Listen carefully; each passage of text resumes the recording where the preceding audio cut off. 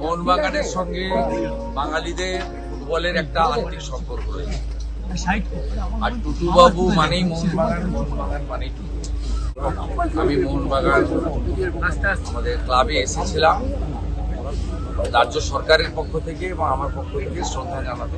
আমার সাথে ক্রীড়ামন্ত্রী ছিলেন প্রামাণিক। আমাদের সকলেরই মোহনবাগান ক্লাব, মোহনবাগান সমর্থক, টুটুবাবুর সমস্ত শুভানুধ্যায়ীদের প্রতি আমরা সমবেদনা জ্ঞাপন করার জন্য এসেছিলাম। আর মোহনবাগান সমর্থকদের প্রতি আমার একটাই আজকের দিনে প্রার্থনা, যে যেভাবে নিজের আত্মীয়তা দিয়ে টুটুবাবু মোহনবাগান ক্লাবকে আগলে রেখেছিলেন, আপনারা সেইভাবে মোহনবাগান ক্লাবকে সবাই মিলে এগিয়ে নিয়ে যান।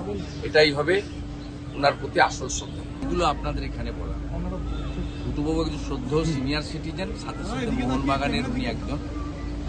বাকিটা ব্যক্তিগত কমেন্ট ওদের বাড়ির লোকের সঙ্গেই বলবো।